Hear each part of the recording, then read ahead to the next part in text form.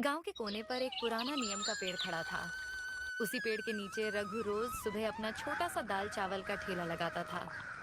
ठेले पर एक बड़ा भगोना दाल का, एक भगोना चावल का और दो चार कटोरियां।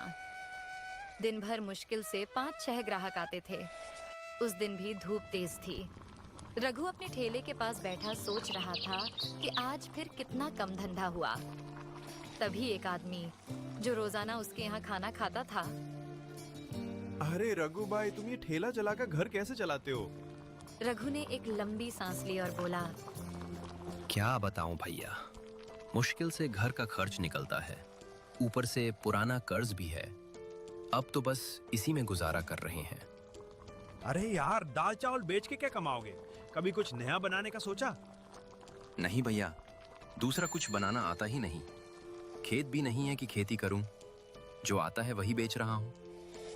देख भाई, अगर आगे बढ़ना है ना तो कुछ अलग करना पड़ेगा। लोग नए स्वाद के पीछे जाते हैं। ये कहकर वो चला गया। रघु की आंखों में सोच के बादल छा गए। सच कह रहा था वो। आखिर क्या बनाऊं जो लोग पसंद करें और अच्छा दाम भी मिले। उसी समय एक महिला अपने छोटे बेटे का हाथ पकड़ कर आई। चल बेटा, दाल चावल खा लेते। नहीं माँ, मुझे दाल चावल नहीं चाहिए, मुझे बिरयानी खानी है। बेटा मुंह बिगाड़ते हुए बोला, बेटा यहाँ बिरयानी नहीं मिलती और वो बहुत महंगी भी होती है। चल दाल चावल खा ले। नहीं, मुझे नहीं खाना। महिला ने मजबूरी में ठेला छोड़ दिया और बेटे को लेकर चली गई। रघु ये सब चुपचाप देख रहा था। उसके मन में एक बिजली सी कौंधी। बिरयानी, हाँ, लोग बिरयानी पसंद करते हैं, महंगी भी है, शायद यही बिके। शाम को जब रघु ने ठेला समेटा और घर पहुंचा तो उसका चेहरा उम्मीद से चमक रहा था। कमला, उसने अपनी पत्नी को आवाज दी।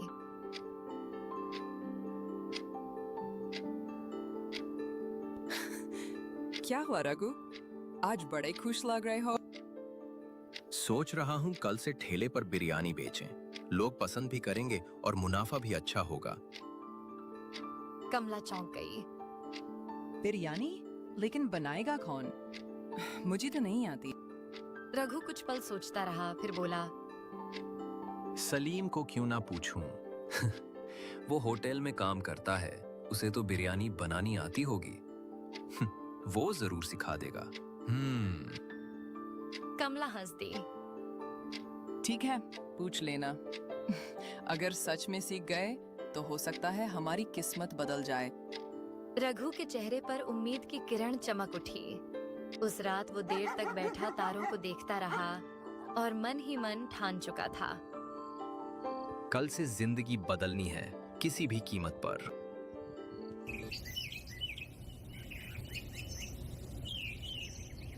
अगली सुबह रघु सूरज निकलने से पहले ही उठ गया। चेहरे पर उत्साह साफ झलक रहा था। जल्दी जल्दी नहा धोकर उसने कपड़े पहने और अपने दोस्त सलीम के घर की ओर चल पड़ा। गांव की पगडंडी पर हल्की हल्की धुंध थी, मगर रघु के कदमों में एक नई उम्मीद की रफ्तार थी। सलीम के घर पहुंचते ही दरवाजे पर दस्तक दी। कौन है? अरे रघु, बड़े दिनों बाद आए हो भाई। हाँ यार, काम के चक्कर में समय ही नहीं मिल पाया। सोचा आज आकर तुमसे कुछ जरूरी बात कर लूं। अरे आओ आओ अंदर। सलीम ने उसे चारपाई पर बैठाते हुए कहा, क्या बात है? चेहरे से तो लग रहा है कोई बड़ा फैसला लेने वाले हो। रघु ने गहरी सांस ली। सलीम भाई, तुम्हें पता है मेरी हालत कैसी है? ठेले पर दाल चावल बेच बेच कर गुजारा मुश्किल हो गया है।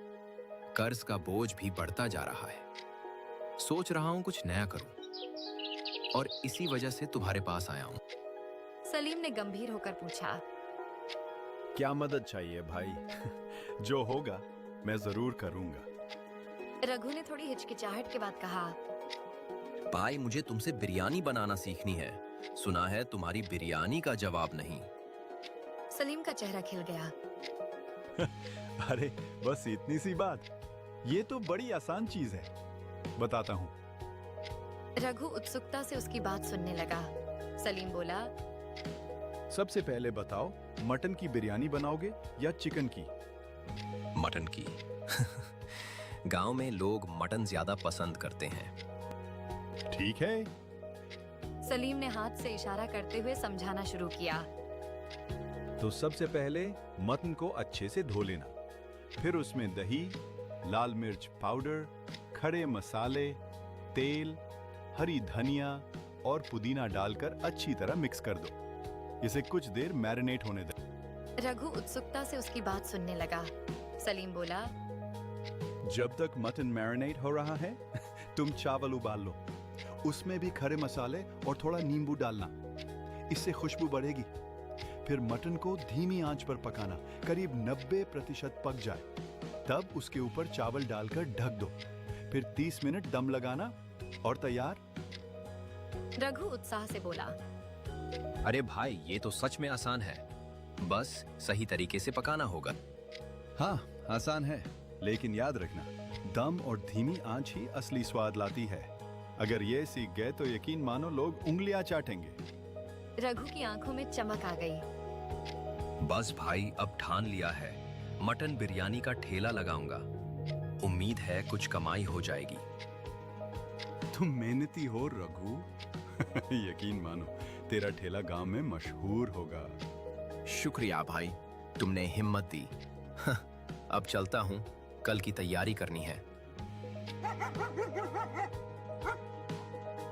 घर लौटकर रघु ने कमला को सब बताया। कमला मुस्कुराई। अच्छा हुआ सलीम ने बता दिया। कल देखते हैं लोग पसंद करते हैं या नहीं। लेकिन दाम क्या रखोगे? 100 रुपया प्लेट रखूंगा, सही मुनाफा होगा। ठीक है, तो फिर अब इसे तैयारी शुरू कर दो। रघु के दिल में नई ऊर्जा थी। उस रात उसने बिरयानी का हर स्टेप बार बार याद किया और अगली सुबह का सपना सजोते हुए तैयारी में लग गया।